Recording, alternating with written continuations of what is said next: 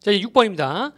6번은 이제 자전거를 타니까 굉장히 건강에 좋고 비만도 적어졌다 뭐 이런 지문이죠. 난이도가 꽤 있네요. 의외로 학생들이 많이 틀렸습니다. 2등급 정도 문제로 분류를 해야 될 것 같네요. 그래서 모든 도시들이 이제 이렇게 자전거 전용 도로가 이제 다 있을 뿐만 아니라 또 아무래도 종종 자전거를 타는 사람들이 자동차를 타는 사람에 비해서 많은 장점을 받게 된다는 것인데, 자, 이제 이 문장을 끼워넣기잖아요. 이제 원래 이 문장 안에서 연지관대가 원래는 있어야 되는데, 연지관대, 연결사, 지시어, 관사, 대명사가 눈에 안 띄죠. 대신 다른 스킬 하나가 눈에 띄는데요. 이 there are many 규칙이라는 게 있어요. 세상에 많은 그러한 이점들이 있다, 많은 변태들이 있다 해놓고 첫째 변태, 둘째 변태, 셋째 변태, 이렇게 열거를 일단 할 때가 있겠고요. 경우의 수가 이렇게 한 번 할 때가 있고, 그러나를 바로 얘기할 때가 있습니다. 세상에 많은 변태가 있습니다. 그러나 역시 최강은 이렇게 강조가 뒤에 나오는 거죠, 이런 식으로. 자, 그래서 이제 그런 경우에 만약에 이제 이렇게 왼쪽 같이 이렇게 되는 경우, 이 경우는 이제 우리가 주제를 얘기하려고 하면 제목, 그럼 이 문장 자체가 세상에 많은 변태들, 여기 제목이 되는 것이죠. 이렇게 갈 경우는 이 부분이 제목이에요. 제목이. 이게 제목이 되는 겁니다. 아무튼 이걸 there are many 규칙이라고 하는데요. 자, 일단은 종종 자전거를 타는 사람은 많은 장점이 이렇게 혜택이 주어진다는 거잖아요. 그럼 이제 요 다음에 첫째, 둘째, 셋째, 넷째 또는 but 같은 게 이제 와야 되는 것이에요. 요걸 못 찾으니까 이제 틀린 겁니다. 많은 미국 사람들 tend to think, 뭐하는 경향이 있다. think of A as B, A를 빌어 간주하는 경향이 있다. 자전거를 as only for children, 그 아이들이 타는 용어로 간주하는 경향이 있는, 사실은 전 세계의 그 많은 곳에서 자전거는 어른들의 교통수단의 그 primary mode죠. 주요하다고 볼 수가 있어요. 주요한 방식 중에 하나다.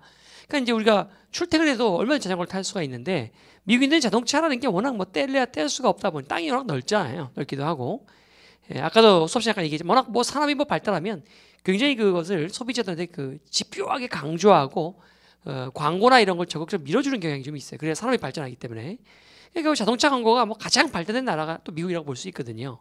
안 사고는 못 배기죠. 옆에서 자전거 타고 지나가면 좀 우스운 거죠. 자, 네덜란드의 경우에 예를 들면 자전거랑, 네덜란드는 뭐에 대한 이시겠어요? 당연히 요거에 대한 이시죠.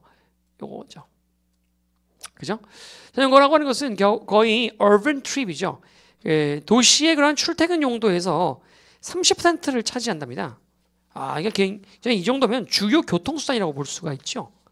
그렇죠? 버스나 택시와 같은 교통수단들이 인정을 아니할 수 없군요. 자전거 타는 사람들은 허락되어 줍니다. For example, 또 예시가 나오네요. Be permitted to 이렇게 연결되겠죠? 뭘 허락되어주면 move out before cars이죠. 자동차보다는 앞쪽에 이렇게 나아가는 것이 허용되죠. 많은 교통신호에서. 그러니까 자전거랑 자동차가 같이 쓰게 되면 무조건 자동차는 자전거 뒤로 붙어야 되는군요. 그러니까 저도 자전거를 추월해서는 안 된단 말이에요. 천천히 자전거 뒤에 붙어 가야 된단 말이죠. 이제 7년대 암스테르담은 became the first major city in the industrialized Western world. 자, 전 세계에서 가장 어쩌구한 최초의 주된 도시가 되었다. 어쩌고 했냐면 where 관계에서 썼죠.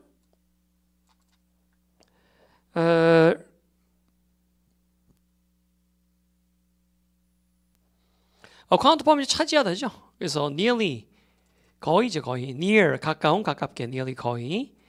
30%죠. 도시의 교통수단의 30%를 자전거가 차지합니다.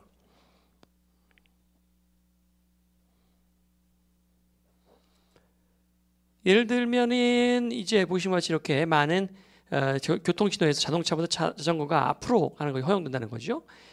2007년에 암스테르담은 이러한 바로 자동차에 의해서보다는 자전거에 의해서 차지되어지는 교통이 관계부사 where서네요. 더 많은 자전거가 자동차를 압도하는 거예요. 출퇴근 이동 수단으로서 하는 그러한 메이저 시티입니다. 이게 이제 선행사가 되겠습니다.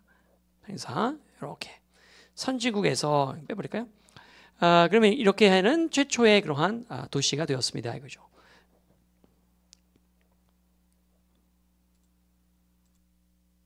그리고 또 여러분 보면 were taken 여기 수동태죠. 이 형식입니다. 주어, 동사, 보호잖아요. 완전한 문장이죠. 어디서? 그 도시에서 이렇게 되니까 이 뒤에 부사 정도가 생략됐다고 보는 거죠. 이렇게. 그래서 자전거에서 차지되어졌습니다. 그 도시에서 이쯤 되겠어요. 관계부사 where 쓰면 되겠죠. 이것이 우연의 일치일까요? 해서 이렇게 미국보다 이렇게 그 인구수를 이제 고려해 봤을 때 실제로 비만 인구가 3분의 1밖에 되는 것이 우연일까요? 이거죠. 그리고 and that 이 that도 이제 coincidence that입니다. amount of spent on healthcare per person. 인구당 헬스케어 보건에 쓰는 그 건강 관리 비용이 미국의 그 절반밖에 안 되는 것도 우연의 일치일까요? 알겠어요. 자, 그다음에 그 아까 그 주어진 문장이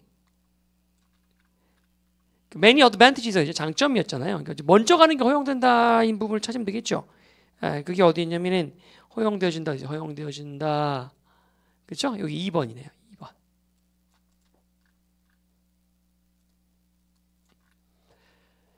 자, 그다음에 이제 그 어렵지 않은 문제라고 했는데도 의외로 많은 학생들이 틀렸어요. 그다음에 주제로 가자면 주제.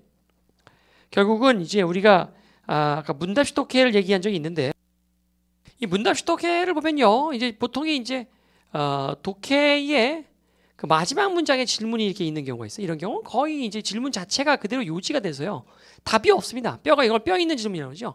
그러니까 이게 우연의 일치일까요? 우연의 일치가 아니라 이런 얘기입니다. 속뜻이 있어요. 속뜻이. 그래서 이런 것은 필자의 답변이 들어있지 않죠. 그 문장 자체가 그냥 요지가 됩니다. 즉 자전거가 이렇게 화시시 도움이 된다라고 하는 뼈가 있는 문장이라고 볼 수가 있다는 거죠. 됐죠? 자, 그 외에 이제 변형 문제들을 좀 체크해 보면 일단은 어법을 좀 체크하시고 어법. 그다음에 단락 순서를 좀 보도록 하겠습니다. 단락 순서. 그래서 일단은 여기 for example부터 여기까지 하고 위에 주어진 문장까지 합쳐야죠. 주어진 문장 합치면 한 덩어리 나오고 여기서부터 또 for example 또 한 덩어리 나오죠. 나와서 어디까지 갈까요? 여기 as coincidence 여기서 끊어줍시다. 두 번째 여기서 단락 이렇게 한번 단락 순서도 보도록 하겠습니다. 자, 7번입니다. 7번 행복의 요인에 대한 것이죠. 자, 일단 여기 이렇게 근거가 이렇게 나옵니다. 행복에 대한 그 조사가 보여주고 있습니다. 그래서 이제 근거가 이렇게 나오죠. 이런 것을 우리가 이제 권위의 호소기법이라고 하죠. 이렇게 해서 근거가 이렇게 등장을 하는 겁니다. 이런 식으로.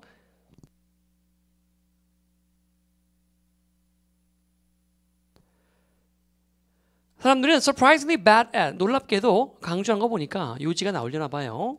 be bad at 서투르다는 거죠. predicting 예측하는데 그들이 무엇이 그들을 앞으로 행복하게 만들지에 대해서 예측하는데 사람들이 놀라울 정도로 서투르다라는 거예요. We assume that 우리는 가정합니다. We know what is best for us죠.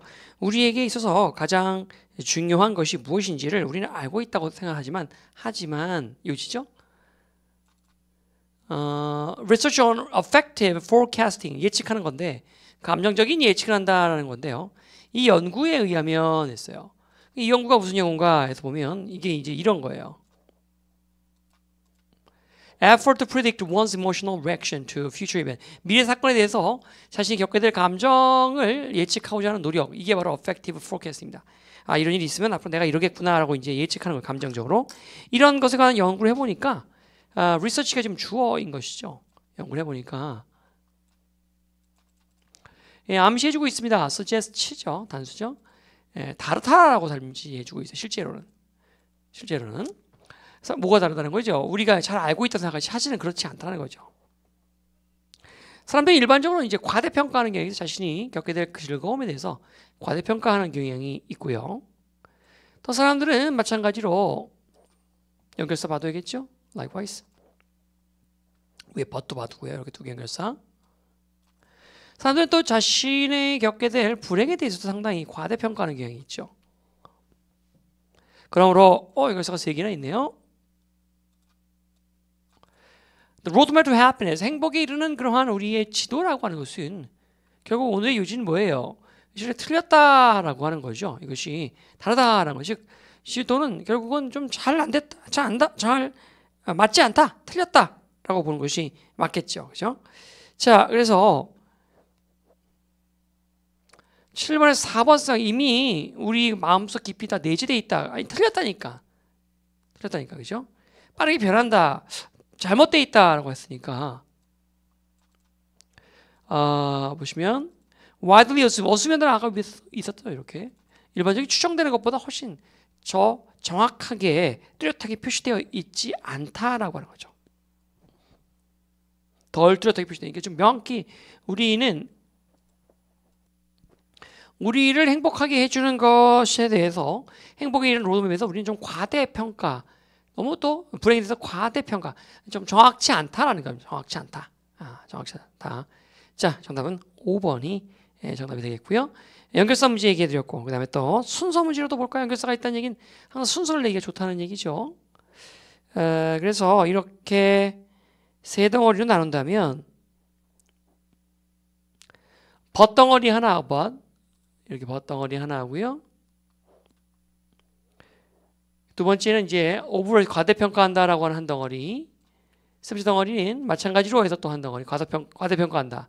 까지요. 이렇게 해서 세 덩어리를 만들어낼 수 있겠네요. 이건 빼버리고요. 밑으로 내려버리고 그렇게 세 덩어리. 연결사 문제, 순서 문제 같이 좀 봐드렸고요. 자, 이제 8번인데요.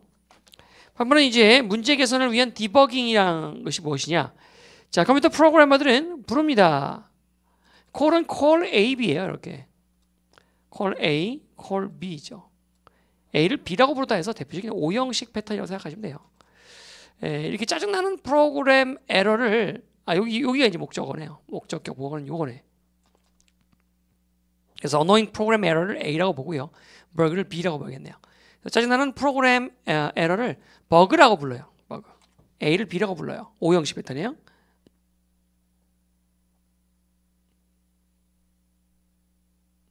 그래서 그들이 이 버그인데 이게 디버깅을 한다고 했을 때라는 건 뭐예요? 버그를 없앤다는 거죠. 그들은 이미 actually finding and fixing error, 버그를 찾아서 없애는 것을 디버깅이라고 정의를 해주고 있어요. 문장에 정의. 일단은 정의를 해주고 있죠.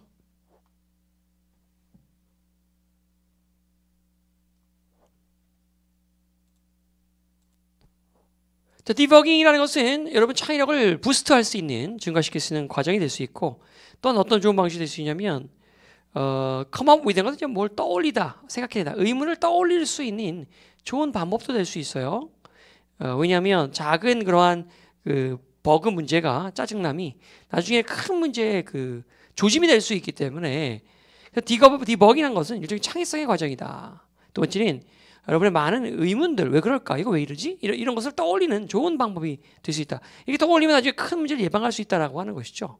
자, 여기까지가 디버깅의 정의라고 할 수가 있겠죠. 정의. 보통 이제 정의성 문단하면 요지죠, 요지예요. 그래서 디버깅을 통해서 우리는 문제를 떠올리고요. 왜 이러지 이거? 왜 뭐가 문제지? 이렇게 떠올리고요.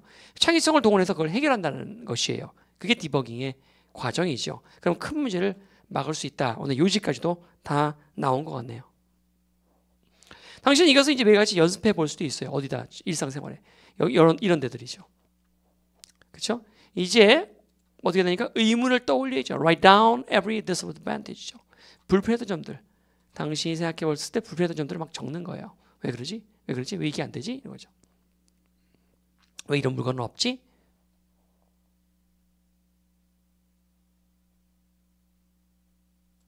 이 부분에 해당하는 거죠. 자, the product flow, 단점들은요, don't all have to make sense. 굳이 말이 될 필요는 없습니다. 그냥 엉뚱하더라도 막 그냥 명령을 썼어요. 요지죠. 그러면 be unreasonable, 비합리적으로 해라. be unfair, 부당하게 해라. go on the attack, 공격에 착수하라. 황당한 막 공격적인 언급을 막 하는 거예요. 황당한 그런 아이디어를 내는 거죠. 이런 게 없을까? 이렇게 되면 안 될까? 이런 거죠. My toilet occasionally overflow죠. 내 변기가 때때로 넘쳐 흐르고요. And the seat is always up and down at the wrong time이죠. 그 변기의 커버가 wrong time, 엉뚱한 타이밍. 내가 앉을 똥 누를 때 내려가 있을 때 올라가 있고, 그 다음에 또 오줌을 누를 때는요, 남학생들 서서 누니까 변기 커버가 올라가 있으면 막 튀잖아요. 그죠? 그러니까 내려가 있으면 튀잖아요. 그러니까 올라가 있는 게 좋겠죠. 근데 또 예를 들면 내려가 있고 이렇게 타이밍이 안 맞죠. 그리고 겨울엔 또 너무 차갑고요. 또 거기 너무 오래 앉아 있는 것도 지루하기도 하고요. 또 이렇게 플러시 물을 내리면 너무 시끄러워요. 그래서 너무 창피해요. embarrassing. 똥 싸고 있는 게 막 들리는 것 같아서. 이런 목록이 다 나오면 think of ways to get rid of the bugs입니다. 이 버그를 제거할 방법을 생각해 보세요. 이거죠. 또 명령문 나왔죠. In order to 뭐뭐 하기 위해서 make the product more, make 목적어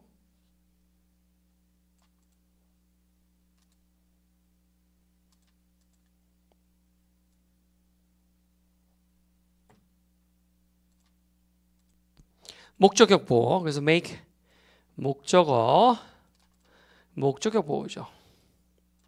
그래서 제품을 좀 더 제품이 얘들아 efficient 하는 거죠. efficiently 하는 게 아니라 하게 만들기 위해서 이 버그를 찾아서 그 제거할 방법을 생각하십시오. or 제품을 조금 더 make the product 제품을 조금 더 어떻게 만드는 거예요? pleasant하게 만드는 거죠. make the product pleasant 제품이 좀 더 이렇게 좀 쾌적한 제품이 되는 거예요. The product is pleasant죠. 쉽게 말하면 하도록 5형식 패턴입니다. 역시 마찬가지로 사용하기에 쾌적하도록 할 수 있는 방법을 버그를 제거할 방법을 생각해 보십시오. 일단은 뭐예요? 그 기본적으로 디버깅이라는 과정은 컴퓨터에 문제가 생기면 그걸 버그라고 했고요. 디버깅이라는 과정은 일종의 문제를 찾아서 고치는 것이에요.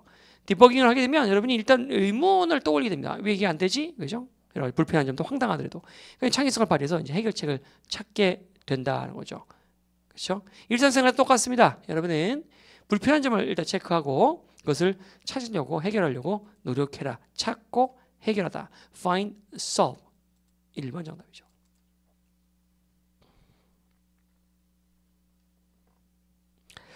자, 그 다음에 빈칸 추론에서 마지막 문장 여기 부분 빈칸 추론하겠습니다. 여기 부분 여기요. 여기입니다. 리스크가 있으면 일단 그러면 버그를 제거하도록 노력하라는 여기 부분 빈칸 추론 보시고요. 끼워넣기 한번 볼까요? 일상생활에 당시 적용할 수 있다라고 하는 부분이 있는데요. 일상생활에 이것들을 적용할 수 있다. 여기입니다. 끼워넣기 보시고요. 자, 이제 9번인데요. 9번.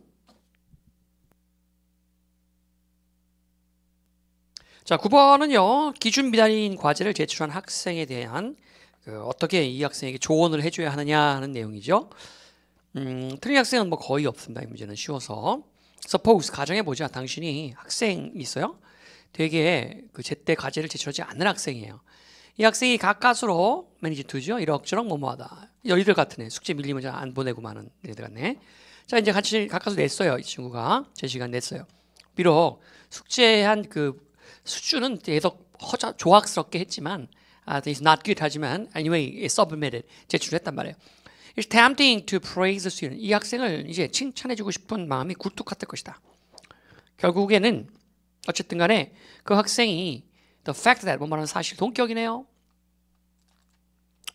자, 동격 that 그가 무언가를 제출했다라고 하는 그러한 사실 the fact가 주어져 동사는 is죠. 이것은 improvement 어쨌든 뭐 그의 과거의 능력에 비하면 향상된 것은 아니냐라고 볼 수가 있단 말이죠.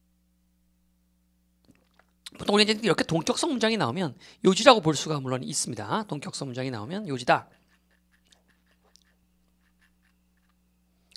그죠? 이런 부분 나오면 이제 요지다 이렇게 볼 수는 있어요. 그런데 이제 문제가 있죠. 그러나 반박을 하고 있어요. 그러나 consider 한번 고려해 보자 이거죠. 그 메시지를 고려해 보자. 어떤 메시지냐면 명령문 나왔습니다. 명령문 나오면 예시 아니면 요지란 말이에요. 주제 법칙 제2법칙에 의해서 이런 메시지를 가지고 생각해보자. 어떤 메시지냐면 that praising an ordinary project죠. praising an ordinary 평범하게 한 일을 칭찬하는 것 이런 동명사 주어지죠. 단수치구합니다. 시 보내는 평범하게 이렇게 프로젝트를 칭찬했을 때 생기는 그 어떤 메시지를 한번 생각해 보란 말이에요. 어떤 메시지를 그 친구가 받게 될까요? 평범하게 내가 했는데 되게 숙제 허접하게 했는데 그래서 내가 막 과하게 칭찬했을 때 이렇게 하는 행위가 보내주는 메시지를 아이는 어떻게 받아들일까요? You say 당신이 이렇게 말 good job 이라고 말했지만 그러나 really means that really means 그건 뭘 의미하냐면 good job for someone like you 네 따위가 참 이 정도면 감지덕지하게 잘한 거다 숙제 내준 것만 해도 네 따위에겐 잘한 거지. 그 학생들은요, 자기가 이렇게 그만큼 잘했다라고 칭찬하는 액면 그대로 받을 만큼 그렇게 순진하지 않아요. 서브 스탠다드죠. 스탠다드에 기준에 미치지 못하는 과제를 칭찬함으로써 당신은 어떤 메시지를 보내고 있는 거냐면 You have, 당신이 그 학생에 대해서 기대감이 괜히 낮다라고 하는 메시지를 보내고 있는 거예요. 당신이 이렇게 말하는 게 낫겠습니다. Better to say. 자, 권고하는 말투죠. 예? 권고하는 말투죠. 권고하는 말투죠. 이거죠. Had better.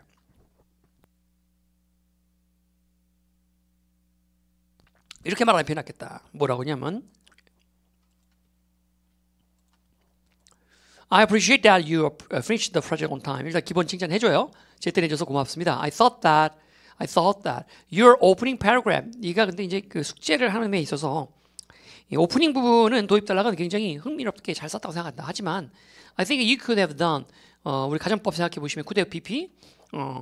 내가 썼자를 집어서 글자 우리말에 이란 말을 넣어서 해서 잘할 수 있었는데 이런 거죠. A better job of organizing it. 뒷부분 구성을 또 더 잘할 수 있었다고 생각한다. 아쉽다. 가정법이니까 할 수 있었는데 그 글의 구성을 도입 단락이 흥미로웠으니까 뒷부분의 짜임새도 되게 잘할 수 있었는데 Let's talk about it now. 그래서 관해서 지금부터 얘기를 해보자꾸나. 자, 이 글의 요지는 뭐예요? 여기 부분이죠. 일단은 기본 칭찬해주면서 뒤로 까자 이거죠. 할 얘기를 해야 된다.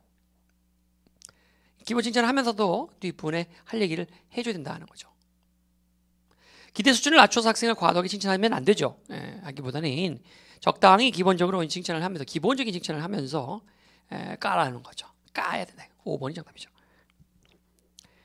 자, 그 다음에 아까 but 그 문장 끼워넣기 한번 보시고요. 끼워넣기.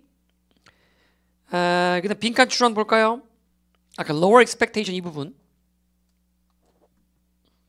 자, 이 부분 빈칸 추론 보도록 하시고요. 또 어휘로도 같이 lower 같이 받으면 좋겠고요. 됐죠? 자, 이제 10번 가겠습니다. 10번.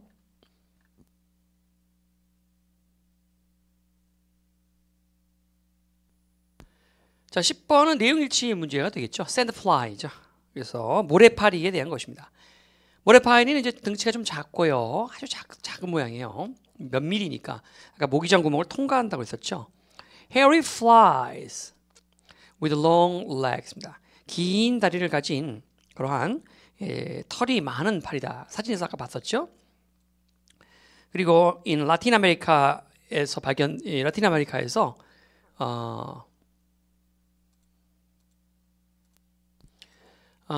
그래서 여기도 이렇게 관계되면서 좀 꾸며주고 있는 거잖아요.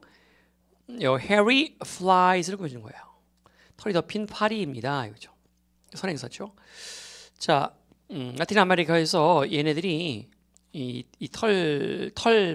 털파리가 발견되어진답니다. 숲인데 이제 주로 열대 지역의 그 숲으로 우거진 곳에서 발견되어지는 그러한 긴 다리를 가진 털복숭이 파리가 sandfly 파리라고 할 수 있겠어요.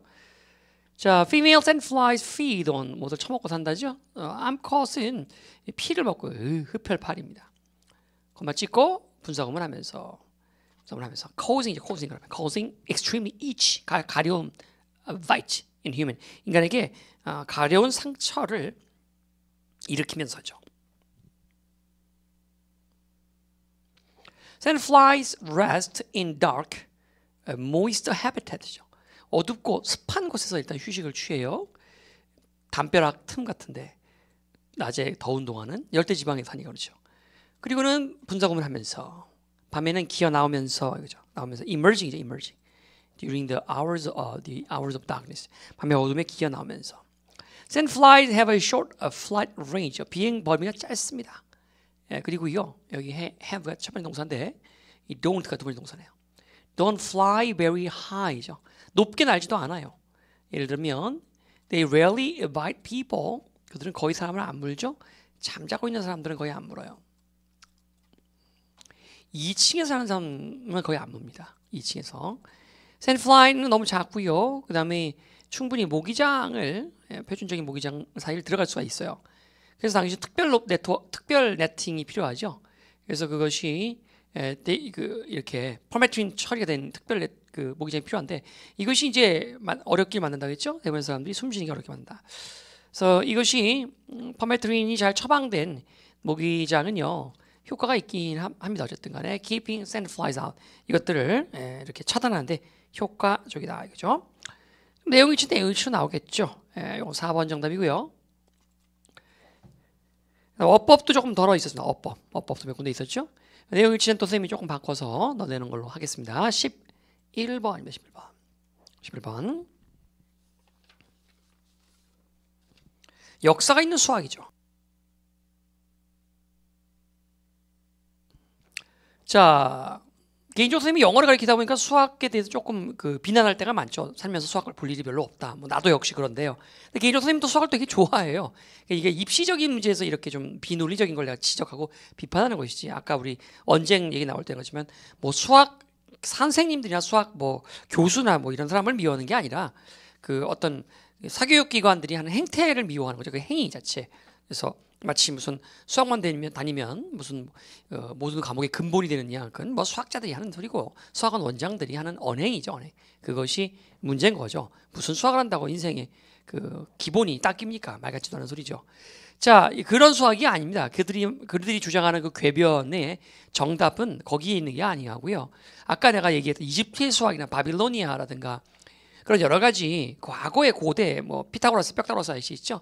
뭐 이런 식의 고대 그리스 시대의 수학 그런 걸 공부하면 진짜 그건 근본이 돼요. 그런 철학자들이 굉장히 수학을 많이 했거든요. 그래서 뭐 그런 또 근대에도 많습니다. 철학자 중에서 수학을 같이 하는 사람 굉장히 많습니다.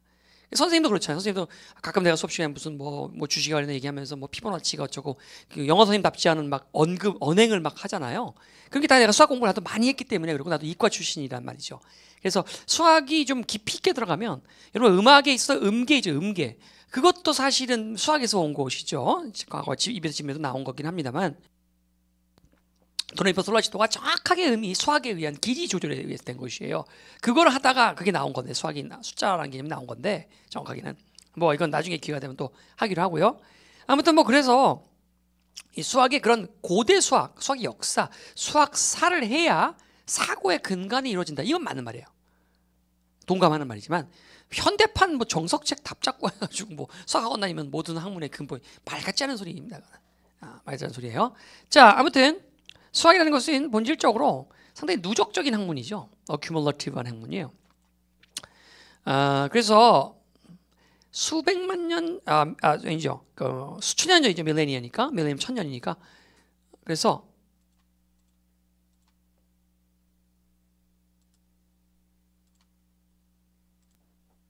갑자기 밀레니엄이니까 내가 순간 멈칫한 이유가 옛날에 그 제주도 갔을 때 초창기 짱깨들 막 오기 시작했을 때 선생님 잘 가는 횟집이 있는데 중국 분들이 갑자기 나타나니까 이제 사장도 한 명, 두 명 왔을 때는 신경 안 쓰는데 너무 많이 오니까 이제 당황됐겠죠. 그러니까 아직 그 연변족 분들을 그렇게 조금 서빙하는 사람 한두 명 끼면 중국 손님이 오면 걔네들이 맞이하면 되는데 그 정도까지 오지는 않다 보니까 사장도 그렇게까지 필요성을 못 느끼는 거죠. 그러니까 젊은 대학생 애가 이제 영어를 한답씩 와가지고 이렇게 뭐 10만 원, 6만 원 이렇게 가격표를 설명하는데 그 10만 원 설명을 못 해가지고 3만 원 이게 설명 못해서 너무 웃겼던 단어를 썼는데 지금 웃음이 나서 밀레니아가 천년이죠.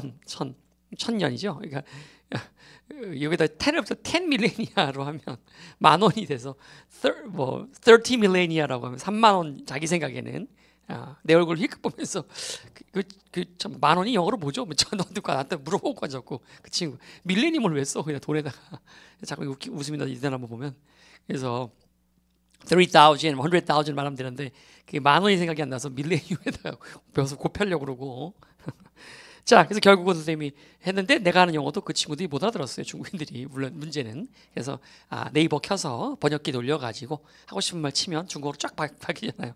그러니까 중국인들이 아주 감탄을 금치 못하는 우리 네이버의 능력에 대해서. 자, 아무튼 수학은 누적적 학문이고요. 그 다음에 이 1000년 전에 이렇게 아니면 1000년 전에 창조된 것이죠. 천년전에 창조된 것의 대부분입니다. most of 이거잖아요. 천년전에 창조된 것들의 그 대부분입니다. 예를 들면 그 수학의 컨텐츠라든가 그 만들어진 과정 뭐 이런 것들 있죠. 이런 것들이 자, 요건 문제로 내면 안 되는데요. 요거는요. 요걸 내면은 요거 내면 안 되는데 그 표시에 서로 오류가 있어서 부원장님하고 사인이 좀 안 맞았네. 요건 이제 인정해주고 가야죠. 그래야 저 뒤에 게 답이 나오죠. 이렇게 단수가 돼야 천년 전에 만들어진 것의 대부분이. 그럼 대부분이라는 것도 이게 이제 부분 오부 전체라고 볼 수 있거든요. 부분 오부 전체 구문이라고 하죠. 전체가 단수이니까 당연히 이 부분도 단수가 될 수밖에 없죠. 부분 오브 전체 구문은 부분도 전체를 보고 부분의 단복수를 결정하거든요. 요거를. 그래서 most of 어쩌고 하면요. 요걸 보고 결정하는 거예요. most의 단복수를. 뒤에가 셀 수 없는 게 오면은 여기도 단수고 뒤에가 복수가 오면 여기도 복수가 되는 겁니다. 대부분이라고 했으니까. 그럼 이제 복수는 R로가 되겠죠. 여기서는 이제 아까 what was니까 was 단수잖아요. 그러니까 대부분도 단수죠. 요거는. 그럼 이지로 받아야 되죠. 자, 그래서 이지로 받아야 되죠. 이런 것들이 대부분이 여전히 오늘날까지 유효하다고 볼 수 있어요. 그러니까 천년 전의 생각들이 고대 그리스 시대에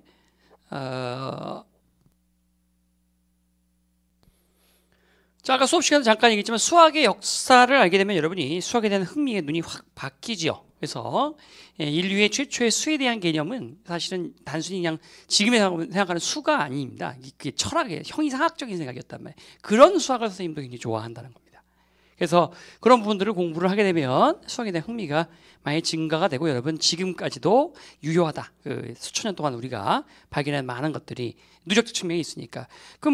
아까 솔직히 얘기했지만 한 번 더 간단히 정리해 보면 선사시대의 수학이라고 하면 뭐예요?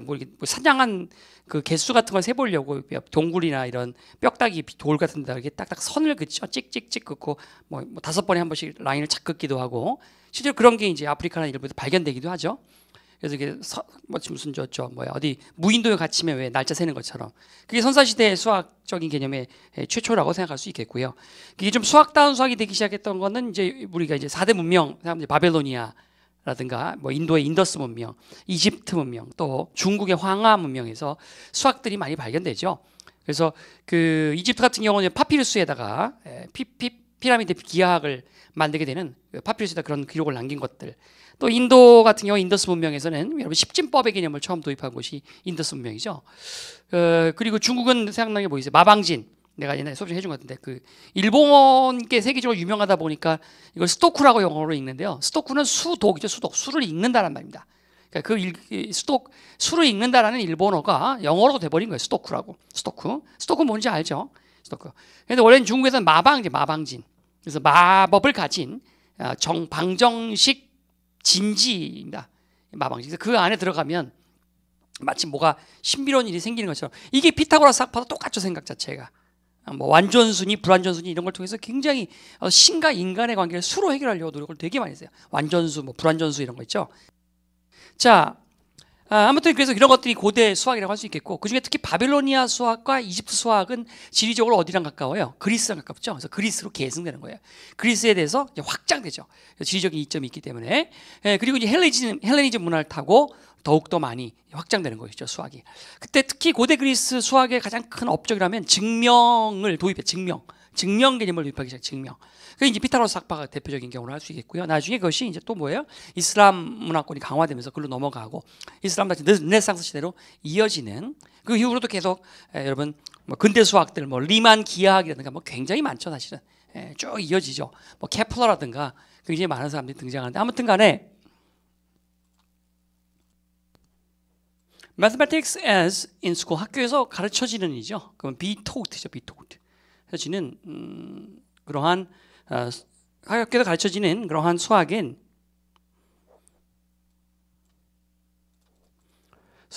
is perceived by most secondary school students as a subject lacking history죠. 그래서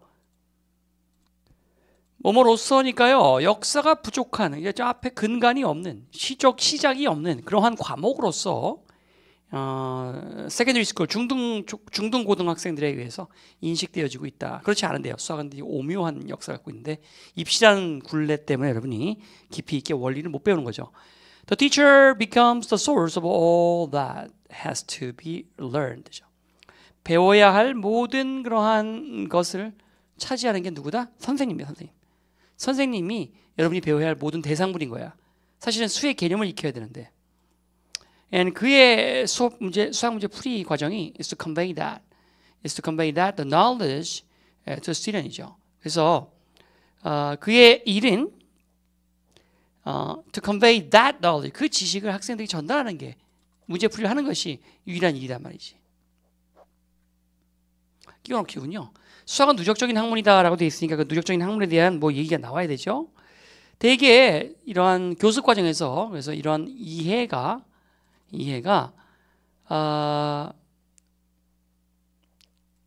결여되어 있다는 것이죠. 그래서 내가 이게 아가 되는 이유를 아까 했었죠. 수학자다운 글 쓰는 방식을 했었죠. 오늘 이지가 돼야 맞는데. 그다음에 mathematics to most. 그래서 대부분의 학생에 있어서 수학이라는 것은 is a closed subject. 이게 폐쇄 학문이라고 볼 수가 있겠어요. 어디에? 수학 선생님들의 마음속에 위치되어져 있는 분사구문이죠. locate 되어져 있는. locate 위치시키다라는 뜻이에요. 뒤에 목조가 나옵니다 원래. locate 우리 사무실을 뭐 중계동에 위치시키다. 뭐 이렇게 locate something in 중계동 뭐 이런 식으로. 그러니까 우리 사무실은 be located 되어지는 거죠. in 중계동에. Who decide whether answers are correct or not. 답이 맞는지 틀린지를 결정하는 선생님들의 마음속에 위치되어 있는 폐쇄학문처럼 느껴지는 거죠. 이러한 상황이 지시 하나 나왔네 드디어. 이런 상황이라는 것은 앞에 부분을 잘 받은 것인지 볼까요? 이런 상황이 particularly harmful to mathematics teaching. 수학 교습에 아주 해롭습니다. 뭐보다 더 해롭냐면 다른 화학 과목을 가르치는 것보다 더 해롭다는 거죠. 자, 수학 누적적 학문이라고 위에 아까 주어진 문제 아직 답이 안 나왔어요. 학생들을 이렇게 이러한 지시가 또 나왔네. 이러한 발달 과정에 학생들을 노출시키는 것인 단수치 과정 has the potential to make the subject. 수학 과목을 재밌게 만들고 인간적으로 만든다. 아까 했던 문장이군요, 이거. 그러니까 이러한 발달이라는 것은 누적적 발달을 이야기하는 거죠. 주어진 문장이죠. 바로 5번이 정답이 되겠습니다. 자, 이 문제는 어휘 문제 쌈쌈한 게 많이 나왔죠. 아까 accumulative도 좋고요. 누적적이다. 그 다음에 결여되어 있다. 아까 그 are lost에서 그 lost 같죠. 요거 단어라든가 아니면은 부족하다, 역사가 부족하다, lacking 여기 있습니다. 이런 것들 어휘 좀 대비를 하고요. 어휘. 어법도 물론 챙겨야 될 것 같고 이 문제는 어법도 챙겨야 되겠고 어휘 챙기고 빈칸 추론으로서 accumulative라는 거 좋은 단어죠 지금 이게. 이거 빈칸 추론도 좋죠. 이거 누적적 학문이다라는 말 자체가 굉장히 중요한 말이죠. 자 이제 12번입니다. 12번 음식과 균형에 대한 거죠. 음식과 균형.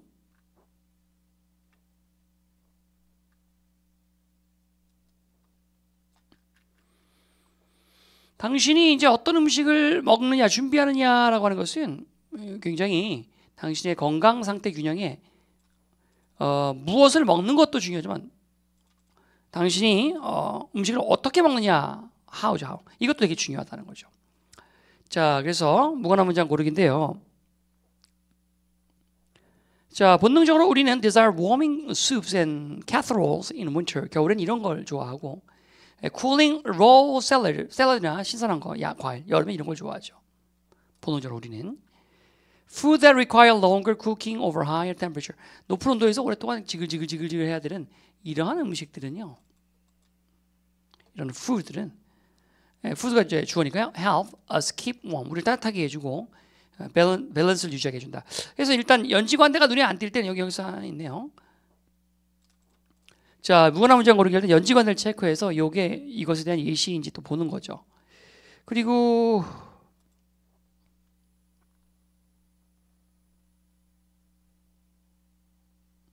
딱히 뭐 더 눈에 띄는 건 지금 없는 것 같고요. 자, 일단은 지금 언뜻 눈에 띄는 거는 지금 방금 했던 문장은요. 뭘 따뜻하게 해주고 뭐 어쩌고저쩌고 한다라는 이 말이 나오잖아요, 지금. 이 말은 지금 보시면 이렇게 지금 봐요. 여기 그 maintain balance를 유지한다고 했는데 이건 이렇게 연결되고 balance죠. cold weather에서 우리는 뭘 따뜻하게 유지해 준다고 했으니까 여기 지금 warming soup 여기 부분에 해당하는 거죠. 시원할 때 이제 찬 음식을 요구한다는 말은 안 나오고 있어야지. 그 반대도 사실인데 시원한 이런 것들, 얘네들은 또 욕이잖아요. 똑같은 말이잖아요. 그래서 이어지고 있는 거죠. 얘네들은 cleanse away, 청소, 세척해줘요. 여분의 지방을 없애줍니다. 우리를 시원하게 해준다. 이건 또 여기 있지 않습니까? 그렇죠?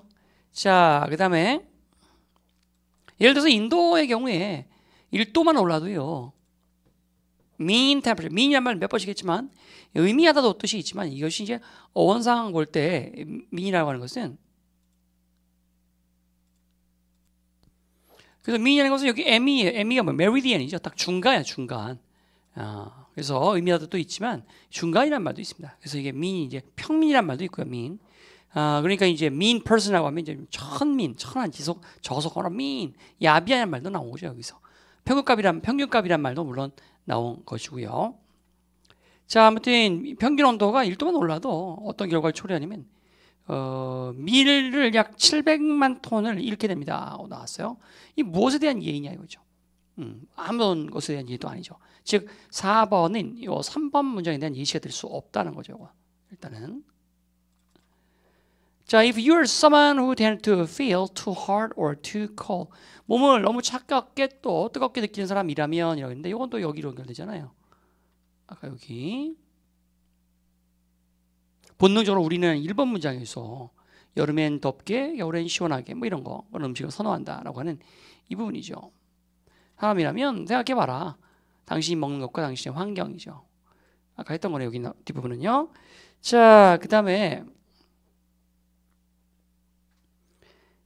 마지막 문장 여기 빈칸 추론 한번 대비를 해보고요. 빈칸 추론. 그 다음에 첫 번째 앞쪽에 보시면 여기도 역시 빈칸 추론에 대비를 해보고요. 여기 됐죠? 자, 빈칸 추론까지 봤습니다. 자, 일단 기본적인 건 다 마무리했고요. 이제 추가 문제들, 유사 변형 문제들 한번 보도록 합시다. 자, 1번 문제 유사 지문인데요. 우리가 이제 기본적으로 자원 부족에 대한 해결책으로서 꼼수를 쓰고 있지만 그건 아랫돌 빼서 윗돌 맡기다라고 아까 그랬었던 거죠. 자, 여긴 또 어떻게 비슷하게 나오나 볼까요? 중세 유럽은 had long rely on입니다. 오랫동안 나무에 의존해 왔어요. 그것이 주된 에너지원이었기 때문에 주된 에너지원으로서 나무에 의존해 왔죠. The dense forest cover crows.에서 이렇게 빽빽하게 덮여있는 숲이죠. 어딜 덮여 있어요? 무려 이런 지역을 북부나 서부 유럽을 가로질러 덮고 있는 이러한 빽빽한 숲들은 주어져 provided, 제공해줬어요. 언뜻 보기에 거의 무한한 연료를 제공해주는 것처럼 보였죠. 하지만 이게 있죠. 내가 어휘 문제는 여러분에게 표환, 동반, 추론 너무 많이 했던 거죠. 표현의 완성, 동의어, 반의어, 추론 이렇게 했죠. 자, 그래서 이게 있으니까 이제 플러스 마이너스 이렇게 보면 되겠죠. however가 있으니까. 하지만 그 나무들은 결국은 scarce하다는 거예요. 이거 반대말로 들어가면 되겠네요. 풍부하다를 들어가면 되겠죠. 그래서 inexhaustible, inexhaustible, 다 소모한 고갈시키는 건데 inexhaustible, 다 고갈될 수 없는 것처럼 보였지만 사실은 그렇지 않다는 거예요. New agricultural advances, 예를 들면 뭘 포함하냐면 새로운 drainage technology죠. 그래서 그 drainage란 말은 이제 배수예요. 뭐 이렇게 물을 끌어 이렇게 밖으로 빠져나가는 거죠. 새로운 배수 기술이라든가 아니면은 크로스 플라우니까 경작을 하는데 섞어서 혼합 경작을 하는 거죠. 그리고 3-field 로테이션 형태로 돌려짓기 하는 거죠. 뭐 이런 거. 뭐 이런 것들을 포함한 새로운 농업 기술의 진전이 이게 주어져. 진전이 동사는 뭐예요? dramatically increase입니다. 식량 생산을 급증시켰다는 거죠.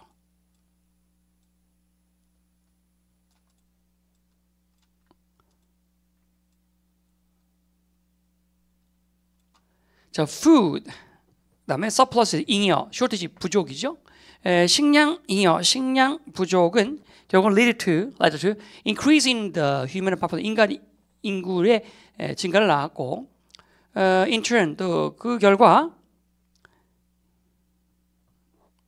more pressure죠. 그래서 to over exploit 과다하게 개발하는 거예요. existing farmland for cultivation 경작을 위해서 기존의 경작지를 existing farmland 이미 존재하고 있는 경작지를 너무 과도하게 혹사시키는 그런 압력을 넣게 되었다. 인구가 증가하니까 그렇게 되겠죠. 그래서 식량의 무엇은 그 앞에 보면 이제 뭐예요? increase food production 이 부분이죠. 이 부분을 집어넣으면 되겠네요. 식량의 증가된 식량 생산이 식량의 증가지 뭐겠어요? 같은 거죠. 이렇게 동의어 반의어로 푼 겁니다. 지금 동의어 반의어.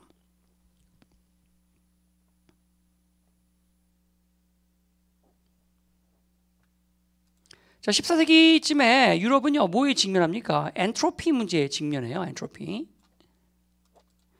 문제에 직면해요.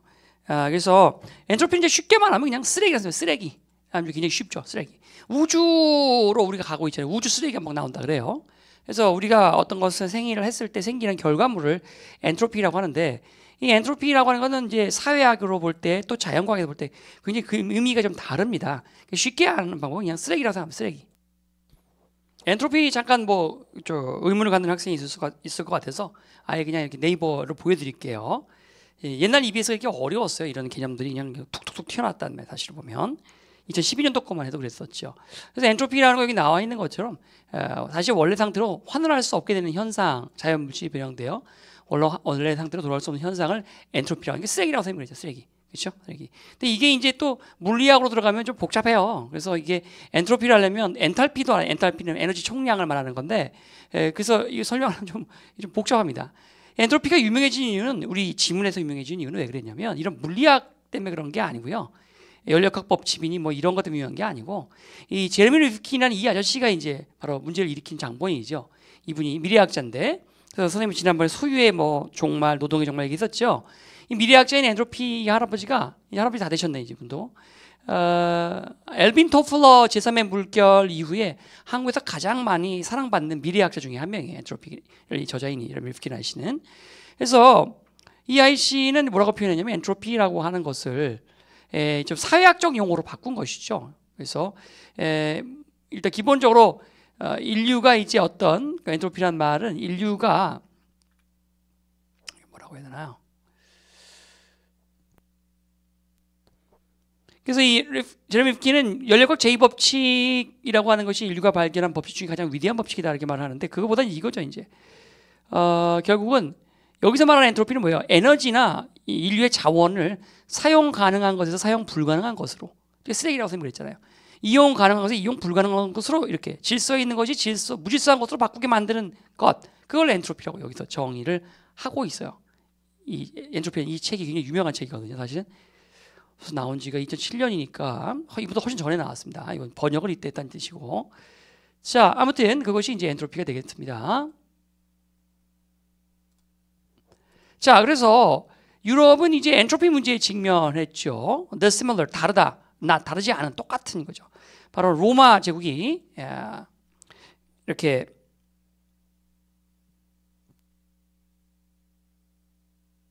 2세기, 3세기, 그 다음에 4세기에 겪었던 로마 제국이 직면했던 것과 똑같은 다르지 않은 엔트로피 문제에 직면하게 자원의 고갈이죠. 쓰레기 증가죠. Growing population 증가되는 그런 인구가 was using up its energy resources를 빠르게 사용해요.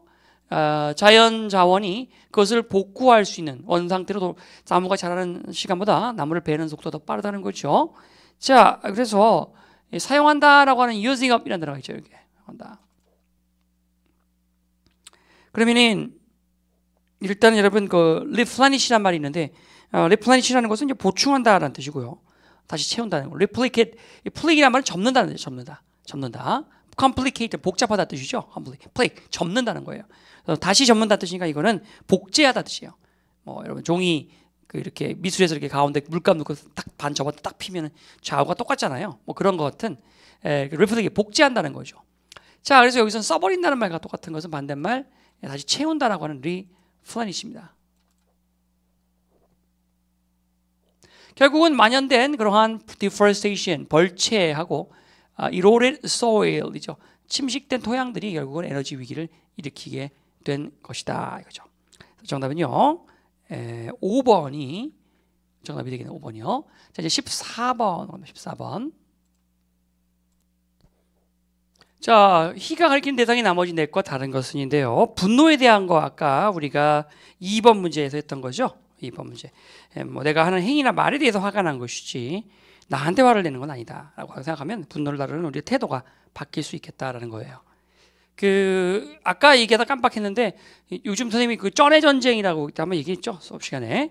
그런 걸 되게 좋아해서 다시 보고 있다 그랬는데 거기 보면은 이제 그 주인공 남자분이 그 금나라라고 나요. 금나라. 박신양 아저씨로 나오죠.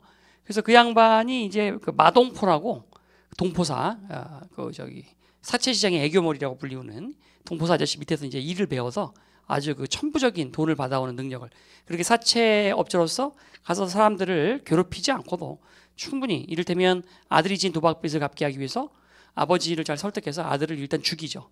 죽인다는 게 정말 죽인 게 아니라 죽였다고 소문을 내요. 죽었다고. 바다에 쓸려갔다. 그래서 이제 장례를 치러서 일단 부조금을 쭉 걷어요. 걷어서 그 돈으로 일단 빚을 탕감하고 그리고 나서 나중에 그분이 아들이 살아 돌아왔다. 죄송하다라고 하면서 인사를 하면서 부조금을 돌려주는 척을 하죠. 근데 대부분 사람들이 아예 그냥 아들 살아 돌아온 기념으로 그냥 내가 축하금 줬다고 생각하고 다시 돌려받기가 뭐하다 보니까 안 돌려받습니다. 그래서 그 돈이 그대로 합법적으로 이제 그대로 이제 그 아들 그 부주금이 그 빚을 갚게 되는 뭐 그런 식으로 이제 머리를 굴려서 빚을 받아내죠. 그래서 뭐 처음적으로 받아내는데 나중에 알고 봤더니 이 금나라의 아버지를 빚으로 몰고 가서 죽였는 그 사채업자가 이 마동포라는 걸 알게 돼요. 그래서 나중에 이제 이 마동포를 얘가 죽이려고 막 방방 날뛰는데 그 니들이 개맛을 알아요. 그 주인공이 니들이 개맛을 알아. 그 4주 뒤에 뵙겠습니다 하는 그 신구 할아버지가 그러죠.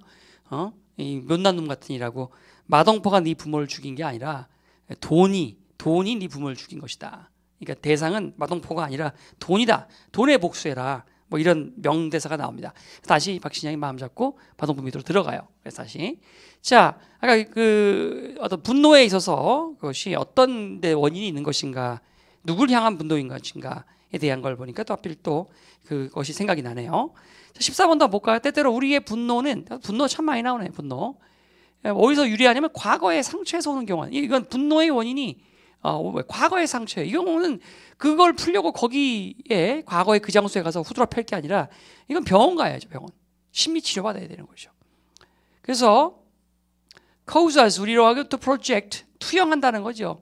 오래된 묵은 빚, 아빠에 대한 빚.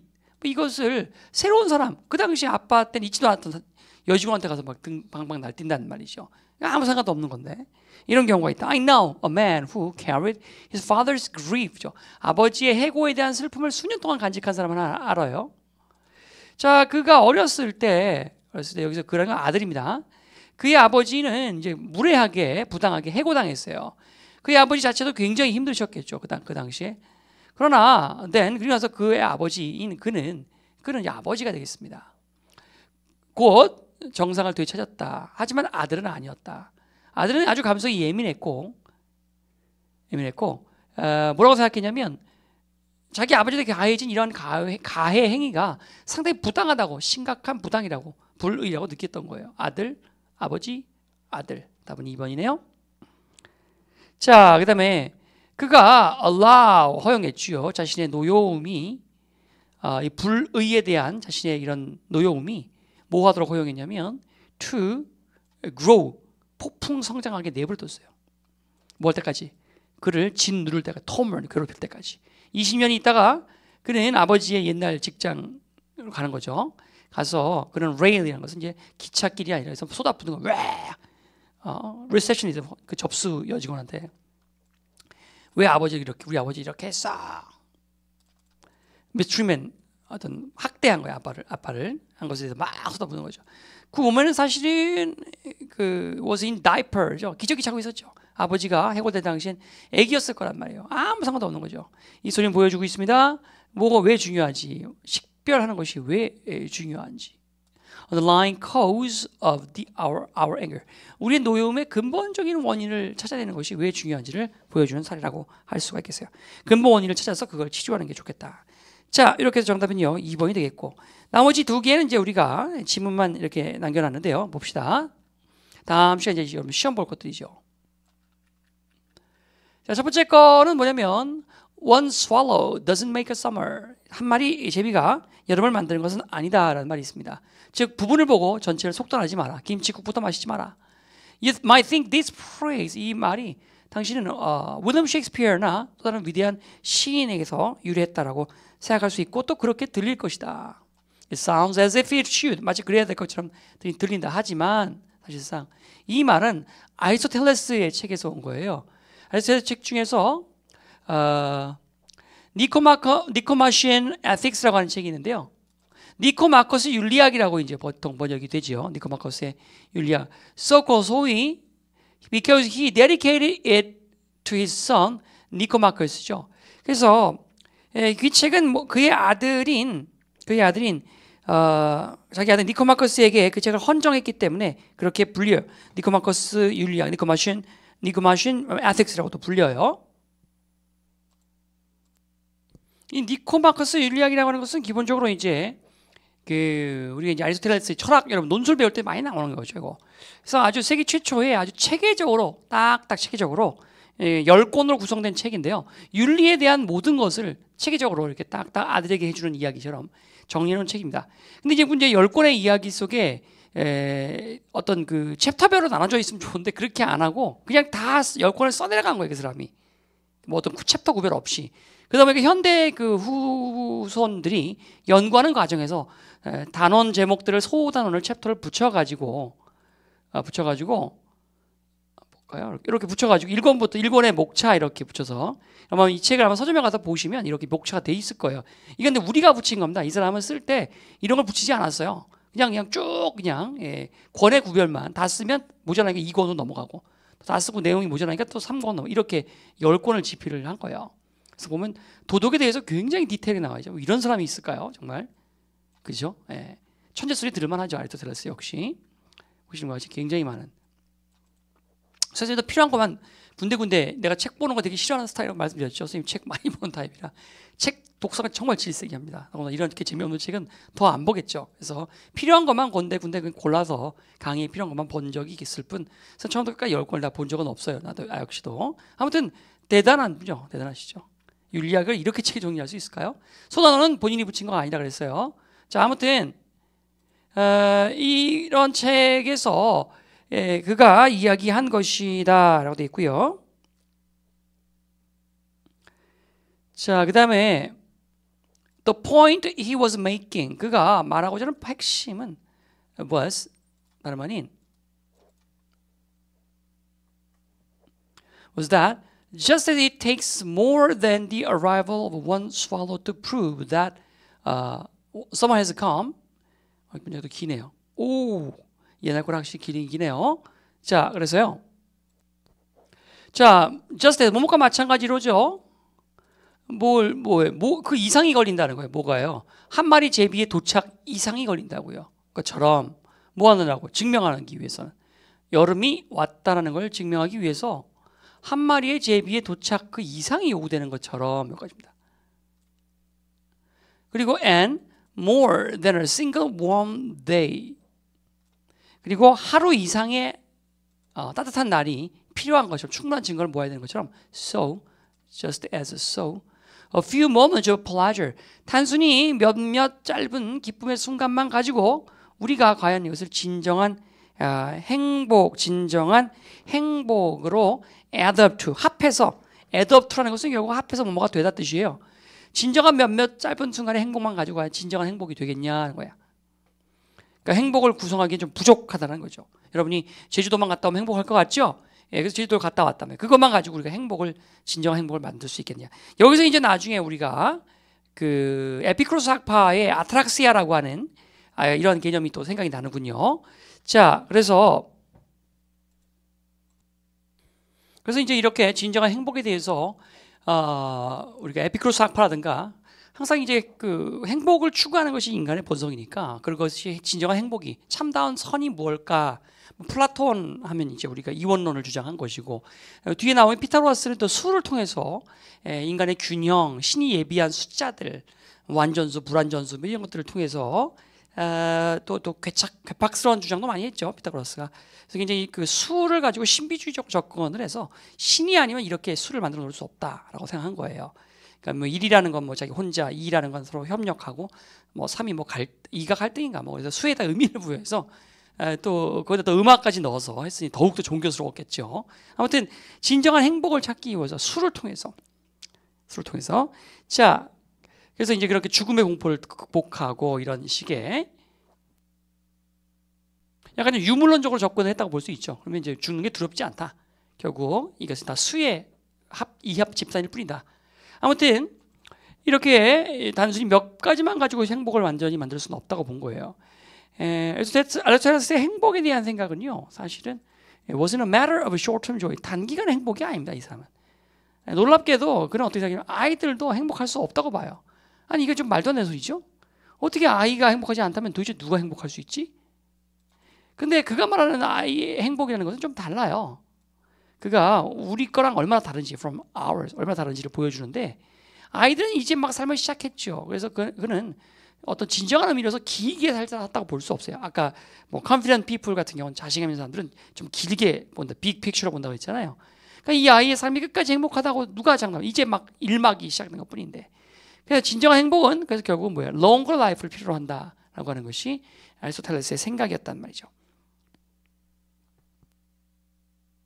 자, 그 다음에 행복에 대한 정의가 좀 다르죠. 아리스토텔레스는 우리가 알고 있는 것과 좀 다르죠. 아까 앞에서 봤던 8번 지문하고 7번과 유사한 지문이 되겠고요.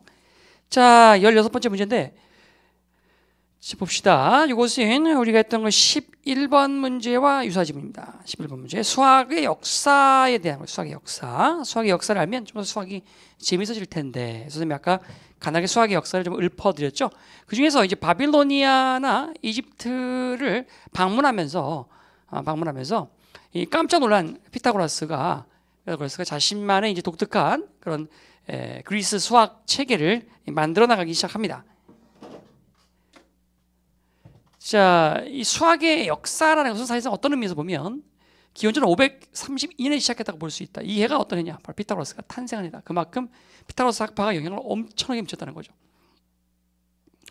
자, 사모스 섬으로 사모스 섬에서 달아난 거죠. 뭘 피하기 위해서 폴리크렛이라고 있는데요. 폴리크렛이라고 하는 것은 폴리가 이제 정치잖아요, 정치, 그죠? 크렛은 이제 뭐 지배하거나 뭐 디모크라시 할 때 크로스가 크렛 이렇게 보면 데모크렛 이런 거죠. 그래서 이 폴리크렛의 폭정을 피하기 위해서 그는 사모스 섬에서 이제 달아나고 난 뒤에 분사구문이에요. 피타고라스는 영어는 파이থা고라스예요. 파이타고라스는 이집트에 도착합니다. 그곳에서는 like so many impressionable young Greek 젊은이들을 또 거기서 다른 그리스 젊은이들과 마찬가지로 거기에서 그 또한 이집트인들한테 겁나게 많은 수체계를 배우게 되고요. 또 깜짝 놀라게 되죠. 그들의 어떤 지혜에 대해서, 성직자들의 지혜에 대해서 깜짝 놀라요. 이 프리스는 뭐 사제 승려인데 하여튼 그들에 대해서 깜짝 놀라게 된다. 뭐 이런 얘기죠. 옛날에 좀 문장들이 길었네요, 보니까. 요즘은 난리 나죠. 이렇게 길면 난리죠.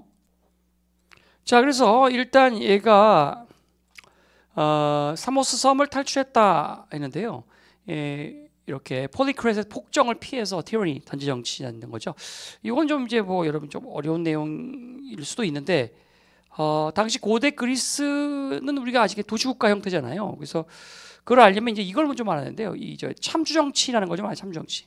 그러니까 티라노스라고 하는 이 티라니라는 단어도 여기서 온 거죠. 그래서 그냥 쉽게 말하면 참주라고 하는 것은 그냥 여러분 귀족과 민주주의 시대로 변모하는 과정에 나타난 그러한 독재 귀족이라 독재 귀족 출신이라고 생각하면 됩니다. 그래서 이 참주라고 하는 것은 그냥 독재 폭군인데 귀족 정치와 민주 정치 가는 중간 정도에 나타난 형태, 과도기적 형태라고 할 수 있고, 폴리크라테스는 그때 있었던 사모스 섬에 있었던 그런 전제군주라고 보시면 돼요. 그래서 그런 귀족의 한 종류다. 독재 정치했던 사람이다. 왕이죠, 왕. 사실상 어떻게 보면. 자, 그래서 탈출했다는 거고요. Thereafter, 그리고 나서 그는 settle in the southern Italy, 이 남부 이탈리아에 정착하는데, 그리고 거기서 위긴 티징 가르치기 시작합니다. 그래도 이제 유학파들아 좀 이렇게 바빌론이라든가 이집트 등을 돌아다니면서 거기서 이제 attracted disciples, 많은 사도들, 제자들을 이제 매료시키기 시작합니다. 사람들이 이제 구름대같이 몰려들죠. 그 이유가 있었겠죠. But little is known. 알려진 바가 거의 없어요. 그의 삶에 대해서는. 뭘 제외하고 그가 당시에 그의 동시대 사람들이 consider, 여겼다. 그를 admirable, 상당히 그 존경했다는 것 말고는 뭐 이렇게 알려진 게 거의 없죠. Nothing from his own hand remains. 그의 손으로 직접 만든 어떤 것, 하다못해 책 같은 것을 포함해서 그것이 하나 남아있는 게 없습니다. 그래서 he has been preserved against the worm of time by the amber of various literary artifacts죠.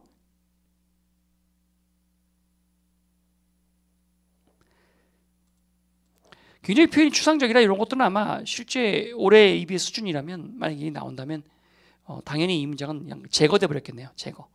옛날에 이게 그냥 원문을 훼손시키지 않고 그냥 내버렸어요. 이렇게. 그래서 그는 보존되어져 왔다는 거죠. 뭐에 대항해서 보존되어 왔냐면 시간이라고 하는 벌레를 이렇게에 대해서 대항하고 살아남았어요. 우리에게 전해지고 있단 말이에요.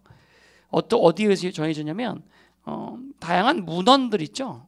literary 문학적인 문헌들, 유물들 속 글들 속에서 호박이라고 하는 호박 여러분 뭐 아시겠지만 그 보석의 일종으로서 그 공룡 복원할 때 영화 주라기 공원에도 나오지만 그 속에 뭐 모기 같은 게 갇혀가지고 그죠? 그 호박이잖아요. 문헌 유물이라고 하는 호박 속에 갇혀서 그는 우리에게 이렇게 시간의 존벌레를 이겨내고 우리에게 피타고라스라는 사람이 전해지고 있는 거예요. 그의 많은 기록에 그 사람이 직접 한 건 아무것도 없다며 그 사람이 쓴 글도 없고 그래서 이제 이 사람이 실존한 사람이 아니다라는 말도 있어요. 피타고라스 학파가 한 일들이 마치 이 사람이 한 것처럼 이렇게 그러니까 학파일 뿐이다 이거죠. 이런 설도 있죠.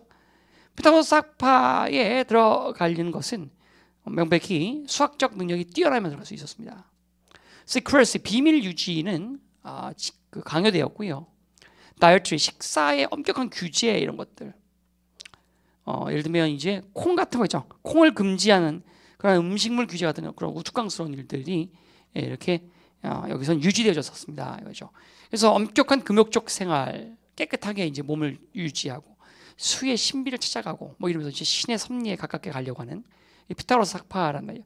이게 잘못하면 이제 정치화될 수 있어요. 젊은이들이 막 좋아하니까. 그래서 결국은 탄압을 받게 되지요. 자, 그래서 옛날에 이제 이 지문을 할 때 이렇게 배경 지식을 같이 보고했는데 여기 이제 앞에 똑같은 얘기고요. 똑같은 얘기고 피타고라스 학파에서 그의 제자들이 피타고라스 학파를 이뤘겠죠. 그래서 아주 뭐 독특하고 엄격한 계율을 가져서 뭐 콩을 먹지 않는다든가 그 이유는 뭐 이거 삼각수, 사각수 등을 나타내기 위해 점으로 썼던 것이 콩이라서 또는 뭐 투표할 때 우리 저기 오스트로시즘이라고 있잖아요. 왜 도편제. 여기서는 또 그 당시에 또 통을 썼단 말이죠. 뭐 등등 이유 때문에 콩을 먹지 말라 했단 말이에요. 또 계율 중에서는 또 불을 쑤시지 마라 이런 게 있었는데 그게 뭐냐면 불같이 화난 사람을 건드리지 말라는 의미에서 뭐 이런 등등. 피타고라스 학파의 이름이자 학파에 수상되는 신격화된 피타고라스 사람이 존재하지 않고 허구적 존재다라는 설도 있죠. 하여튼 그래서 그 외에 피타고라스 학파는 음악과 화음의 인간의 내적 생활 조화 이런 걸 통해서 참된 행복과 삶을 추구하려고 했던 거예요. 그래서 그 규칙 같은 걸 발견한 거죠. 줄과 줄 사이의 규칙 같은 거. 피타고라스 학파에 있어서 음악이라는 것은 만물에는 수들이 충만해 있다는 사실이 뭐 등등등해서 이런 걸 통해서 순수학적 우주적 진리를 탐구하려고 했다. 뭐 이런 얘기 나오죠. 세상의 근원은 수다. 그 보시면 여기에 아까 살짝 얘기다 말했지만 뭐 1이라는 것의 의미, 2, 3, 4 뭐 여러 가지 의미들을 이렇게 부여했다는 것이고요. 그다음에 또 여기 하프의 길이가 나오죠. 그래서 각 음별로 거기서 뭐 도인가요? 뭐 거기서 했을 때 현의 길이를 3분의 2로 줄인 소리는 도보다 5 더 높은 솔이다. 3분의 2를 줄이면 솔이 되고요. 이런 식의 규칙들이 이렇게 나오죠. 규칙들이. 그래서 이런 각 음계마다 이런 규칙들을 찾아내서 지금도 하프나 이런 것들 또 피아노에 여러분 그 조율하는 조율사들이 계시잖아요. 띵띵띵띵 소리 자동화된 기계로 하시지만 그 기계 자체가 이런 원리, 수학적 원리로 이렇게 만들어졌다는 것이죠. 피타고라스는. 자,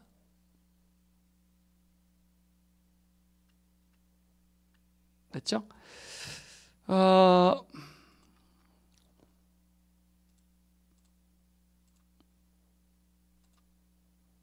다 된 거 아닌가요? 그러면 더 없죠. 예. 자, 오늘 고생 많았고요. 나중에 15번, 16번 다시 또 변형 문제로 우리가 또 만나게 되겠습니다. 수고하셨습니다.